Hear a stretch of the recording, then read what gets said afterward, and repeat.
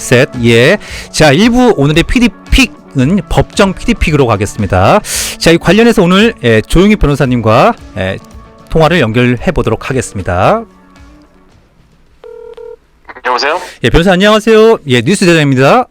예, 안녕하세요. 예. 조정입니다. 예, 오늘의 법정 픽해서 오늘 조용희 변호사님과 몇 가지 인터뷰를 해보도록 하겠습니다.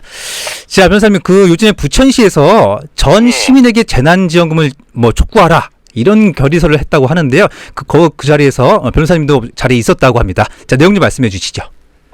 네, 지난 8월 3일 날 우리 부천시에서 저하고 한병환 전 시의원하고 김명원 도의원 등 5명이 시청에서 부천시장은 부천시민 전부에게 좀 정부에서 하고 있는 전국민 재난지원금 지급 대상자 하위 88% 지급에 더해서 나머지 12% 시민에게도 전부 재난지원금을 지급하는 게 좋겠다라는 의견을 제시한 바가 있습니다. 예, 그날 현장 분위기도 말씀해 주시죠. 그날 이제 저희가 이제 시민들한테 이런 의견을 제시했고, 당시 여러 이제 언론에서도 인터뷰를 했죠. 인터뷰를 언론을 했고, 그래서 이게 어떤 의미에서 시작된 것이냐에 대해서 질의응답을 좀 했었고요. 이게 사실은 이제 정부에서 이 88% 하위 이 지급 대상을 선정하는 과정에서도 당정 간에서 여러 차례 협의를 했잖아요. 예. 그래서 그때 이제 전부 지급해야 된다는 의견도 있었고, 홍남기 부총리는 정부의 재정 상태를 감안해서 하위 80%를 지급해야 한다고 하고, 이런 과정에서 선별 지급이냐 전부 지급이냐 문제가 이제 여러 차례 이제 논란이 돼 있었고, 정부에서는 늘 이제 재정을 이유로 이제 선별 지급을 강조했고, 또 우리는 지난번에 한번 전부 지급을 했던 보편 지급에서 이 소상공인 자영업자들에게 지역 화폐 등 여러 가지 방법으로 지역 경제에 미치는 영향 같은 걸 경험을 했었기 때문에 또 이런 전부 지급을 주장을 하기도 하고, 또 선별하는 과정에서 드는 시간과 비용, 그리고 선별로 인해서 생기는 차별과 이 배제의 문제에 대한 갈등의 문제, 이런 우려 등이 있어서 전부 지급을 해야 된다는 주장도 있어서 이런 게 문제가 됐고요. 사실은 이제 이 88% 하위 8% 지급을 결정을 한 이후에 지난 7월 29일 날 이제 고양, 파주, 구리, 광명, 안성 등 5개 시장이 이 공동 성명을 하면서 이 문제가 좀 제기가 됐었고, 그 이후에 이제 이 부천시장을 포함한 수원, 성남시장 등 7개 대도시장들이 이 전부 지급에 반대하는 의견을 내면서 이 논쟁이 좀 시작됐던 측면이 있습니다. 자, 그러면 이 관련해서 부천시장의 의견들은 어떻습니까? 부천시의 입장은요? 이제 전부 지급을 반대하는 자치단체장들은 결국에는 같은 논리에 재정 부담이 있다, 여기다 재정을 쏟아 넣으면 정작 필요한 다른 곳에 재정을 쓸 수가 없기 때문에 이 재정이 넉넉하지 않은 상태에서 전부 지급은 한계가 있고 무리다, 이런 주장을 하는 거죠. 그러면 결국에는 추경을 또 해야 된다니, 다른 쪽에 써야 될 예산을 끌어당겨 써야 된다니 할 텐데, 그것이 과연 적정하냐, 우리는 너무 부담돼서 못하겠다, 이런 의견을 제시하는 것이고요. 그래서 그런 부분에 대해서 서로 이제 논란이 있었던 것이고, 그 부분에 대해서 저희가 의견을 제시한 거죠. 추경 예산으로 어떻게 보완할 수 있는 방법들은 없을까요? 그래서 저희가 얘기를 한 게, 이제 전국민 재난지원금이 이게 이제 코로나19로 인해서 국민들이 여러 희생을 강요당하고 있는 측면도 좀 있고, 예. 또 침체된 지역 경제를 활성화하지 않는 측면도 있기 때문에 그런 다른 효과도 있기 때문에 전국민 지원이 필요하다는 의견도 있는데, 이런 거에 대해서 일부에서 이제 고양시장 등이 이제 5개 시장이 먼저 그런 제안을 했는데, 저희가 봤을 때는 부천시장 등이 너무 서둘러서 이거를 못하겠다, 이렇게 단정적으로 얘기한 거에 대해서 우리는 꼭 그렇게 단정적으로 못하겠다고 할 것이 아니라 할 수 있는 방안지를 검토해보고 난 다음에 충분히 좀 이 구체적인 검토가 있은 이후에 발표를 하면 좋은데, 너무 서둘러서 했던 것이고, 그 원인을 배경을 보면 경기도하고 부천시나 뭐 각 지자체가 50대 50에 나머지 12%를 지급하는 비용을 5대5로 지급할 거라는 전제로 한 것이 아닌가라는 생각이 드는데 예. 실제로 어제도 경기도의회에서는 90대 15를 경기도가 90%를 부담하고 지자체는 10%만 부담하다 이런 얘기도 했었고 그저께 8월 8일 날은 경기도 시장군수협의회에서 경기도가 80%, 각 지자체가 20% 하자는 전제하에서 그것도 나머지 세 군데를 다시 그룹으로 나누어서 재정이 더 부담되는 것은 전부 지급하고 또 일부도 지급하고 8대2로 지급하라는 이런 것들을 제한하고 있기 때문에 그러면 경기도가 지급할 비율을 80%나 90%로 높이면 각 지자체가 부담할 비율이 10%나 20% 범위 내로 좀 줄어들면 결국에는 각 지자체의 나머지 그 시민들을 지급받지 못하는 12% 시민들을 지급하면서도 각 지자체의 부담을 줄일 수도 있고 이런 측면이 있기 때문에 그러면 못하겠다고 할 것이 아니라 그 방안에 대해서 각 지자체에서는 경기도의 의견이 어떤 거에 대해서 충분히 좀 협의를 해본 다음에 그 다음에 지자체장들이 발표를 했으면 좋았지 않겠느냐. 근데 서둘러서 나는 못한다라고만 얘기하는 부분에 대해서 우리는 그런 의견을 제시했던 것이고 결과적으로는 지금 그렇게 지급 비율을 구분해서 정리해 나는 과정에서 경기도 31개 시군 군수 시장군수 협의회에서는 그런 안을 제시했고 이거 경기도에서 20일까지 협의가 되면 31일 날 경기도의회에서 임시회에서 그걸 의결할 수도 추경안을 낼 수도 있는 거거든요. 예. 그런 부분을 저희가 얘기를 했던 겁니다. 그러면 일단은 결론은 부천시나 시에서 서둘러서 협의 없이 못한다라는 게 문제가 뭐 되겠군요. 어떻게 보면요. 그렇죠. 충분히 예. 검토를 한 다음에 경기도랑 좀 협의하고 했었어야 되는데 예. 너무 서둘러서 우리는 못한다 이렇게 단정적으로 얘기했던 것이 예. 올바르지 않았다. 우리는 그런 걸 지적하는 것이고 예. 그래서 늘 그런 중요한 정책이라든지 이런 의사결정을 할 때는 좀 신중하게 그런 부분을 했어야 되는데 부천시가 자꾸 이제 그런 부분을 서둘러서 결정하고 그게 잘 안 되면 나중에 무슨 협의체를 만든다든지 이런 식으로 그걸 설득해 가려고 하는 그 의사결정 과정의 문제가 자꾸 드러나고 있기 때문에 우리가 지난번에도 그 경기도에서 그 10만 원씩 다 재난지원금 지급한다고 할 때 부천시는 못 받겠다고 그쵸. 하면서 반박했다가 예. 한번 난리가 난 적이 있었잖아요. 맞습니다. 예. 그래서 그런 우를 우리는 다시 범하지 말겠으면 좋겠다. 이런 취지에서 얘기했던 것이고 예. 이거를 뭐 정치적으로 어떤 뭐 캠프의 문제다 이런 식으로 몰아가는 것은 정말 본말을 전두한 것이다. 정말 예. 핵심을 전혀 얘기지 않고 그런 식으로 오히려 몰아가는 것은 잘못이다. 이런 주장을 하는 겁니다. 경기도에서 80%, 90% 이상 뭐 재정이 된다, 뭐 도와준다 하게 되면 시에서는 뭐 재정이 훨씬 부담이 완화가 되는 거잖아요. 그렇죠. 시에서는 그 50대 50을 상정했을 때에 비하면 부담이 훨씬 더 줄어드는 것이고 예. 결국에는 이제 우리 시민들이 차별 없이 구분 없이 이 재난지원금을 받을 수 있는 길도 있다. 그리고 현실적으로 그런 식의 논의가 지금 되고 있고 그럴 가능성이 높아졌다 이렇게 보는 겁니다. 일단은 20일 날 그게 결정이 되는 건가요? 30일 날 결정이 되는 건가요? 20일까지 그걸 결정을 하고 예. 31일 날 임시회가 예정돼 있으니까 그때 예. 추경을 하면 가능하고 정부에서는 지금 뭐 9월까지는 지급하겠다는 입장인 것 같아요. 그러면 예. 거기에 맞춰서 가능하지 않을까 이렇게 보고 있는 겁니다. 아직까지 부천시의 입장이 있나요? 어떻습니까? 그러니까 부천시도 지금 뭐 최근에 제가 직접 들은 바는 없는데 결국에는 경기도 전체 시장군 협의회가 결정한 대로 그렇게 구분해서 뭐 따라가지 않을까 생각을 하고 있어요. 예. 예, 그렇다고 그러면 부천시장의 의사표현은 너무 서둘렀다 이렇게 볼 수 있는 거죠. 관련해서 소상공인들 뭐 협회들에서도 많은 반발들이 있더라고요. 왜 우리는 왜 다 안 해주냐라는 얘기들이 있더라고요. 그러니까 이게 그 전 국민 하게 되면은 그게 그 재난지원금을 소비하는 시한도 정해져 있고 장소도 해당 지자체로 정해져 있고 거기에서 지역화폐 등으로 이제 그 사용하면 결국에는 소상공인 식당 이런 데들이 이제 사용될 수 있는 것이고 예. 또 이제 이번 그 집합 금지 등으로 해서 직접적인 피해를 입은 소상공인들에 대해서는 별도로 해서 최대 2천만 원까지 또 보상을 하도록 돼 있고요. 예. 그래서 이제 우리 또 이제 이 감염병 예방법에서 그 피해가 있는 손실 보상에 대해서는 별도로 피해를 보상해야 된다는 그 손실 보상 규정 그것도 지금 계속 지금 그 국회에서 논의하고 있고 이렇게 하고 있으니까 그런 단위에서는 차원이 다른 단위에서 별도의 논의가 되고 있는 거죠. 예. 아무튼 일단은 이번 달 30일까지 지켜봐야겠네요, 상황을요. 예. 예, 다음 주제 한번 넘어가 볼게요. 지난해 그 광복절 집회에서 정광훈 목사가 그 집회 시위 관한 법률 위반 혐의로 재판을 받고 있다고 하는데 이거 내용은 어떻습니까?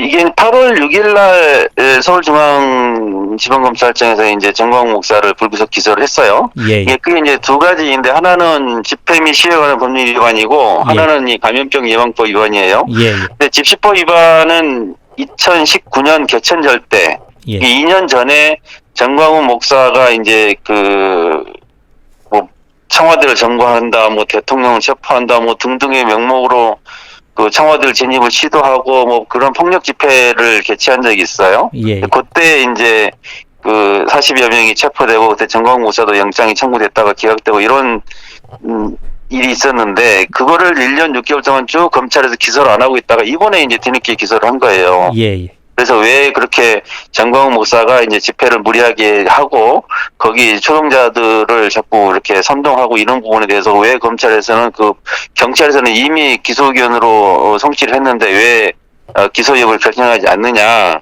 이런 얘기도 있었는데 1년 6개월 만에 이제 기소를 한 거죠. 그래서 그게 이제 집시법 위반이고 예, 그 작년 8월 15일 날 이제 광화문에서 이제 뭐 그 문재인 대통령을 이제 비판하는 그 대형 집회를 열었던 것이고 그게 이제 서울시에서는 집회 금지 명령을 했었죠. 그때 뭐 감염병이 확산될 우려가 있으니 집회를 금지합니다라고 해서 하지 못하게 했는데 그걸 무시하고 이제 이 정광훈 목사가 이제 자기 그 집회 한 달 전부터 사랑제일교회인가요? 예, 맞습니다. 교회 신도들을 포함해서 126만 명한테 예, 1,300만 건의 문자 메시지를 보내서 집회를 참석하세요라고 격려해서 광화문에서 대형 집회를 연 적이 있죠. 예. 그때 일로 이제 감염병 예방법 위반, 집회 금지 명령 위반으로 이제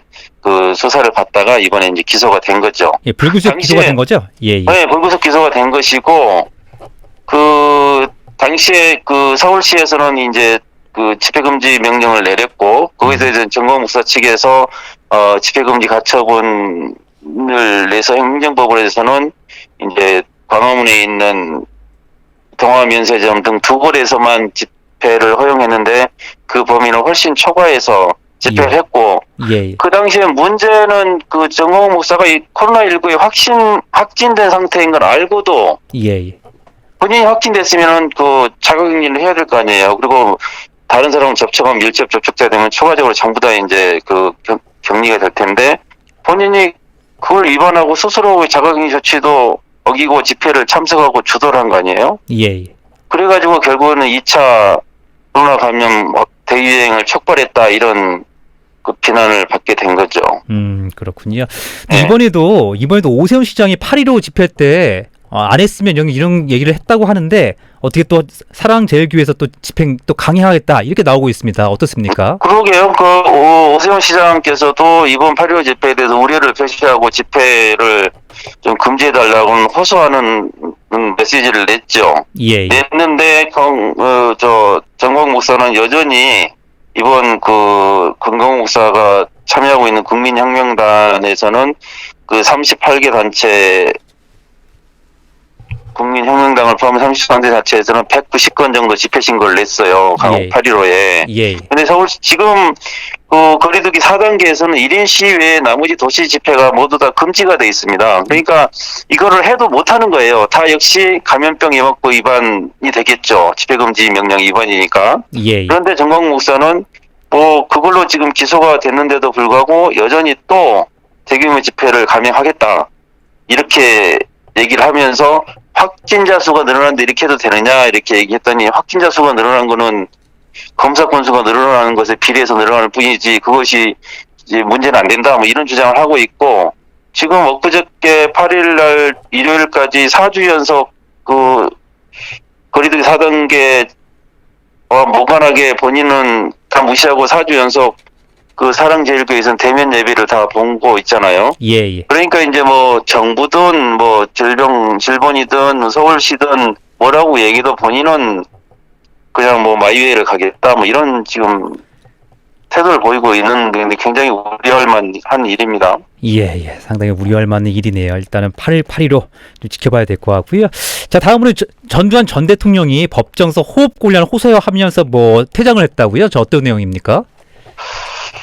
그 전두환 대통령이 이제 2018년도 5월에 사자 명예훼손죄로 이제 기소가 됐어요. 예. 그 기소된 내용은 조비오 신부가 그 전두환 회고록에서 헬기 사격을 증언하는 내용의 글을 썼더니 그거에 대해서 전두환 씨가 이거는 조비오 신부가 파렴치한 거짓말을 한 것이다라고 이제 비판하면서 이제 사자 명예훼손죄로 이제 그거에 대해서 기소가 된 것이고 예. 그것이 이제 1심에서 광주 지방법원에서 재판을 하고 작년 11월에 그 징역 8월에 집행유예 2년에 유죄가 선고가 됐어요. 예. 그래서 전두환 씨가 1심에서는 3번을 출석했는데 그 항소심이 이제 그 지난해 그 1심 선고된 이후에 이제 항소를 해서 5월 달부터 다시 시작됐는데 계속 그 출석을 안 하고 있다가 예. 재판장이 이제 계속 안 나오면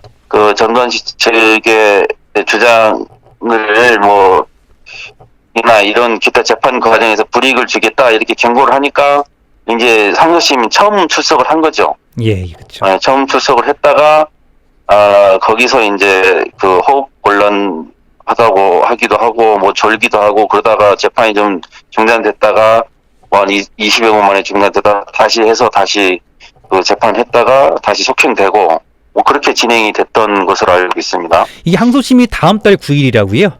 네, 그 이제 그 다음 재판이 이제 저는 이번 달 30일로 알고 있는데요. 예. 그 이번 달 30일로 알고 있고 그 사실 전두환 씨가 나이도 이제 고령이고 예. 그리고 이제 증인도 신청이 된 상태고 이번에는 증인을 4명 헬기 조종사 등을 포함해서 증인이 4명이 채택이 됐는데 예. 뭐 증인도 출석해야 되고 뭐 증인 재판도 해야 되기 때문에 재판을 계속 미룰 수가 없기 때문에 그 피고인도 고령이고 증인들도 나와야 되고 그래서 그 재판장은 이러저러 사정을 가면서 재판을 타지럽게 진행하겠다 이런 의지를 보인 것을 알고 있고 예. 그러면 증인 재판도 해야 될 것이고 다만 이제 전두환 씨 측에서는 헬기 사격을 검증하자 이렇게 했는데 헬기 사격을 어떻게 검증합니까? 그래서 그거는 좀 상식적으로도 적절하지 않은 것으로 보여지는데 법원에서도 그거는 검증은 채택하지 않았어요. 예. 그래서 이번 30일날 재판하고 아마 증인들이 뭐 참석하고 안 하고 여부에 따라서 재판이 또 속행이 되고 다음 기회도 진행되고 이렇게 될 거예요. 예. 근데 문제는 이제 전두환 씨가 이제 1심에서 유죄 판결이 됐는데도 여전히 뭐 광주 시민과 희생자들에게 뭐 사과하는 말은 단 한마디도 없었고 뭐 발표 명령에 대해서도 어떤 의견도 내지 않고 있어서 이게 광주 시민들과 여러 국민들한테 지탄을 받고 있다 이렇게 보여집니다. 자, 시간이 조금 오버됐는데요. 네. 짧게만 얘기할게요. 다음 소식 이제 하정우 배우 하정우 얘긴데요. 프로포폴 불법 투약을 했다고요? 예, 하정우 씨가 그 배우 하정우 씨가 재판을 오늘 받았는데 예. 그 원래는 이제 그 프로포폴을 이제 그 수면 마취가 없는 필요 없는 피부 미용 시술을 하면서 19번 투약을 하고 뭐 진료 기록을 허위 기재한 등등을 해서 검찰에서 벌금 1,000만 원의 약식 기소를 했는데 약식 기소라는 건 뭐냐면 그냥 그 서면상으로도 해서 벌금으로도 재판을 끝내겠다 이런 거예요. 근데 보통의 경우에는 법원에서 그대로 그냥 받아주면 벌금으로 오게 확정되는 겁니다. 예. 근데 이제 간혹 가다가 법원에서는 검사가 그 청구한 약식 명령 약식 기소 자체가 너무 그 사건에 비춰서 가볍다 이렇게 될 경우에는 판사가 정식 재판을 회부할 수가 있어요. 예. 근데 그거를 다시 이제 이 사건의 경우에는 그 배우 하정우에 대해서는 법원에서 이거는 약식 명령으로 해서는 안 되고 재판을 받으라 해서 그 재판이 오늘 열렸고 오늘 재판이 마쳐진 걸로 알고 있어요. 그래서 9월 14일 날 그 재판을 선고하는데 검사는 구형을 그대로 1,000만 원 했고 예. 법원에서는 그럼 검사 구형대로 1,000만 원 할지 아니면 집행유예나 아니면 그 징역형을 선고할지는 선고 때 봐야 될 것 같습니다. 예. 오늘 친절한 또 법정 픽 해주셔서 감사드리고요. 오늘 말복인데 어떻게 삼계탕 드셨나요? 뭐 삼계탕은 못 먹고 다른 뭐 영양식으로 먹었습니다. 아, 그렇습니까? 예, 뭐 어떻게 그 사회자님은 맛있게 드셨습니까? 제가 끝나고 제 연락을 드리겠습니다. 오늘도 감사드립니다. 조용희 변호사님이었습니다. 감사합니다. 네, 고맙습니다. 예.